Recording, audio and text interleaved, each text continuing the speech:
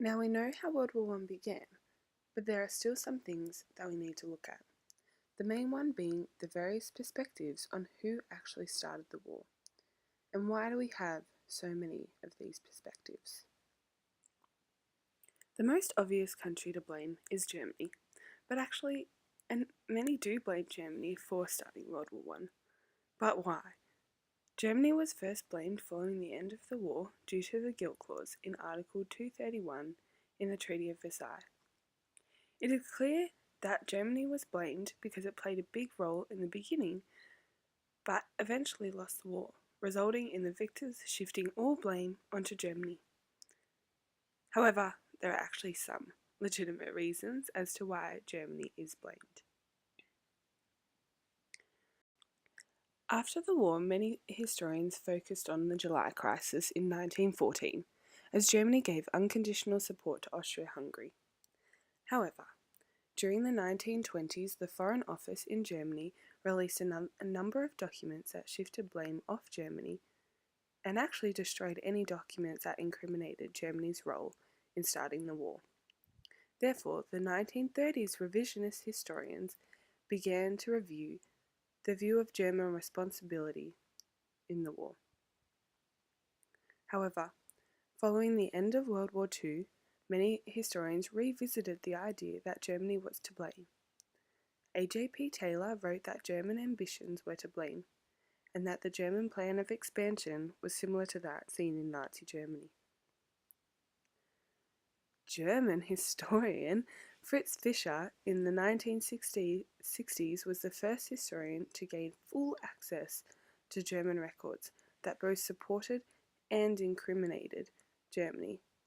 As a result, he argued that Germany was to blame for a number of reasons. Because Germany had a will to war, because of its plan of mobilization, and the offensive nature of the Schlieffen Plan showed that Germany was intent on war during the 20th century. Fischer also supports the idea that Germany had the power to halt disaster during the July crisis. Fischer's arguments had an overall effect on historical scholarship, and many historians eventually supported his claims. Despite these arguments, there are still a number of players that were involved in the start of World War I, and historians also have blamed them for beginning the war. British historian Samuel Williamson argues that Austria-Hungary was equally to blame, as they had a desire to expand into the Balkans, similar to the German plan of expansion.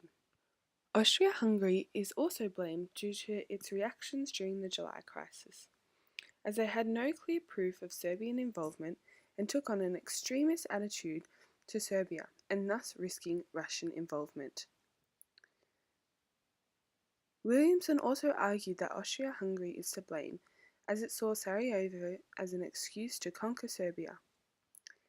These actions brought in other powers as a result. Austria-Hungary and Russia are both blamed, as they thought war would be a solution for their own internal troubles, hoping it would bring control for their leaders and unity for their people. Russia is also blamed due to its support of Serbian nationalism and its mobilization following the crisis. However, historian Max Hastings argues, "I do not believe that Russia wanted a European war in 1914. Its leaders knew that it would have been in a far stronger position to fight 2 years later, having completed its rearmament program." Another key player in the July crisis was France, and they often are blamed as they didn't do enough to limit Russia during this time. They are also blamed for their long-term ideas, such as their militaristic attitudes and their desire to avenge Germany because of the losses faced in 1870 during the Franco-Prussian War. While many historians do not often blame Britain for causing World War I, Britain is also condemned for its militaristic attitudes during the 20th century. Sir Eric Phipps blames Britain as it did not take a definite position in the war until the invasion on Belgium, and Britain's failure to mediate the July crisis as it had done in the previous Balkan crisis.